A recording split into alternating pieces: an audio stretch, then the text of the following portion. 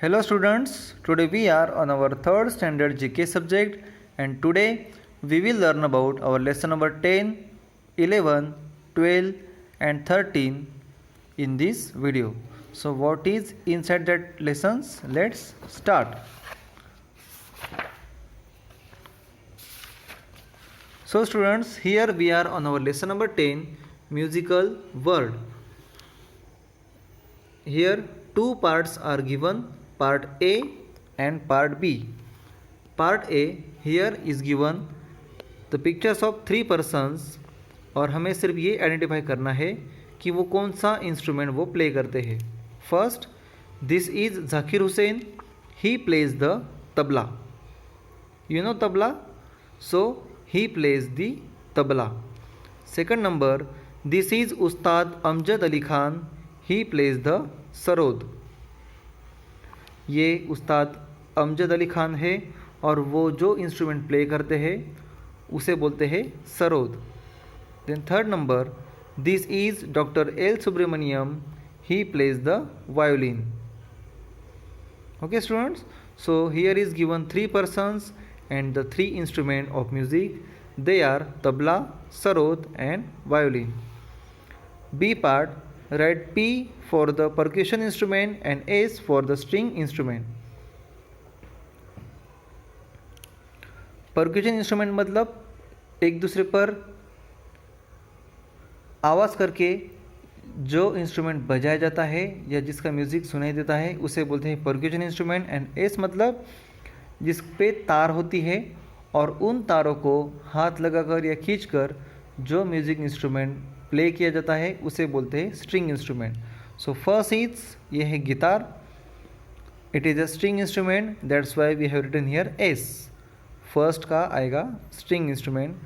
Second, इसे एक दूसरे पर टच करके बजाया जाता है इसलिए ये आएगा percussion instrument, here is written P.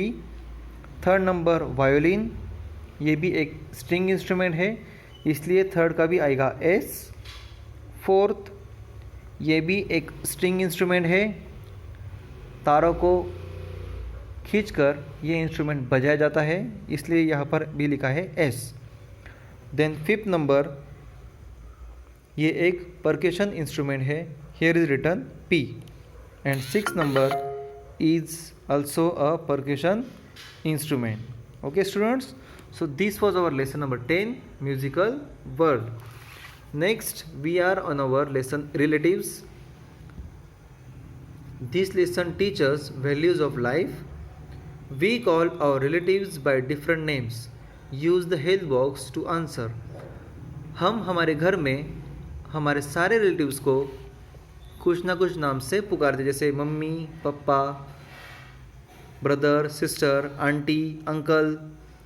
So here is given some relatives information और हमें सिर्फ आइडेंटिफाई करना है कि वो कौन से रिलेटिव्स होते हैं. आंसर के लिए हमें यहाँ पर क्लूज दिए हुए हैं, जैसे cousin, aunt, grand mother, uncle and grand father. हमें इन्हीं 5 क्लूज वर्ड्स में से वो रिलेटिव्स हमें पहचानने हैं. So first is my mother's sister, मतलब मेरे मम्मी की बहन, वो हमारी होती है आंट, AUNT, हम जिसे बोलते हैं मौसी. Second number, my fathers father, हमारे पापा के पापा, मराठी में जिसे बोलते हैं आजोबा, हिंदी में दादाजी, he is our grand father. Third, my father's mother, हमारे पापा की मम्मी जिसे हम बोलते हैं आजी या दादी, वो होती है हमारी ग्रैंड मदर. स्पेलिंग्स के लिए आप हेल्प बॉक्स रेफ़र कर सकते हो. Fourth number, my mother's brother, हमारे मम्मी का भाई जो हमारा मामा होता है और मामा को इंग्लिश में बोलते हैं uncle, UNCLE. Fifth number, my mother's sister son, हमारे मम्मी के बहन का लड़का जो होता है हिंदी में हमारा मौसेरा भाई और इंग्लिश में हम उसे बोलते हैं cousin, COUSIN.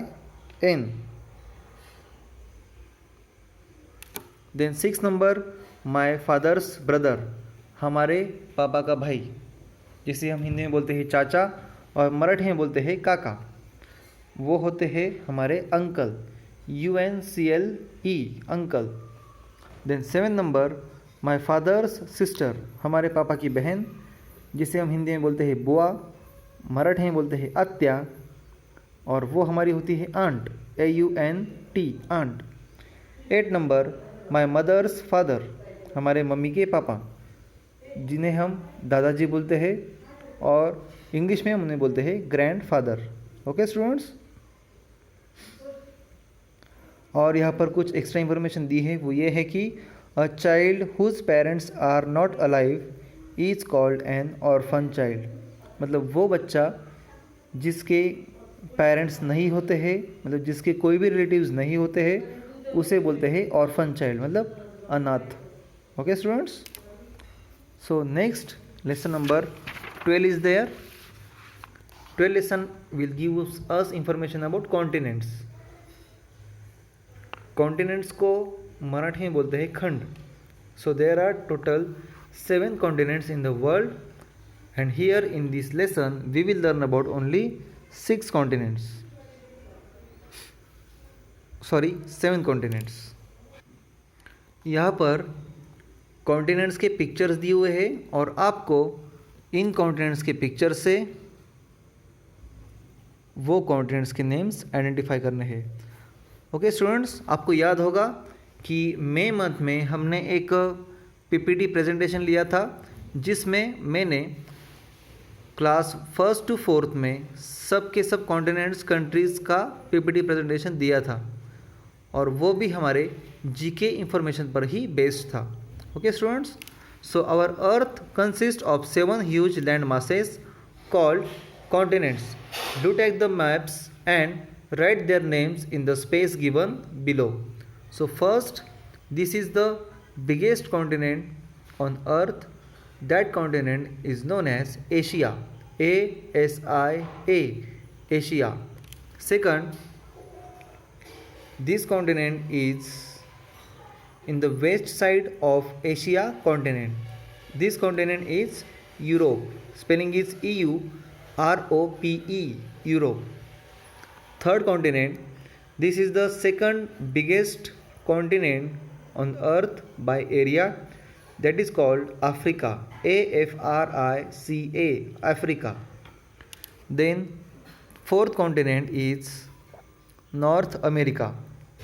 Spelling is NORTH, North, AMERICA, America. Then fifth continent, South America, SOUTH AMERICA, South America. Then sixth continent is, this continent is always covered with the ice, and this is the and their position is southmost on the earth. It is called Antarctica, ANTARCTICA, Antarctica continent. Then last continent is Australia, AUSTRAILIA, Australia, and this is a country also, and this continent and this country is very famous for the population of kangaroos, मतलब पूरी दुनिया में kangaroo जो होते हैं वो सिर्फ Australia में ही देखने को मिलते हैं। Okay students, so our next lesson is number crutching.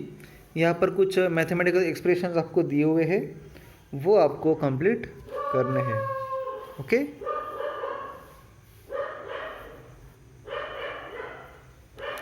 So we will start. Help the rabbit reach the carrot, solve every problem given below as per the signs, that is multiplication, subtraction, etc. Then use the boxes to trace a path to reach the destination.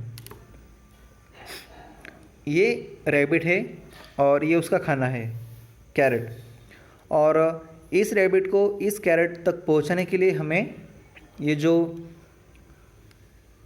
Numerical puzzle है ये solve करनी होगी, और ये तभी solve होगी जब हम ये नंबरिंग, ये मल्टीप्लिकेशन, एडिशन, सब्ट्रैक्शन सॉल्व करेंगे। Okay, so here we will start from first. 5 into 4, answer is 20. Okay.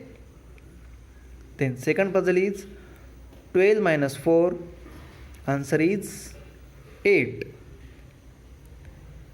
यहाँ पर मैंने ऑलरेडी उनके जो आंसर्स है वो लिख के रखे हैं, लेकिन आपको प्रैक्टिस करने के लिए डोंट यूज़ द आंसर्स, आप खुद से भी प्रॉब्लम सॉल्व करके देख सकते हो. Okay. Then third is 9 into 8, 9 8 ज़ा 72. मल्टीप्लिकेशन के प्रॉब्लम आपको चुटके से आ सकते हैं जब आपके टेबल्स लर्न हो, और थर्ड स्टैंडर्ड के मुताबिक आपके 15 to 20 तक लेसन लर्न होने चाहिए. Fourth is 24 minus 4 is equal to 20. Fifth number 10 10 ज़ा 100, 10 into 10 100. This is sixth. 6 into 3 18, मतलब 6 3 ज़ा 18. Seventh number is very easy. 100 minus 99 is equal to 1. Eighth number 16 plus 10 26. Ninth number 8 plus 8 plus 8 plus 8. 4 times 8 की addition दी हुई है. 8 4 ज़ा 32. Then 10th number 12 plus 10 is equal to 22.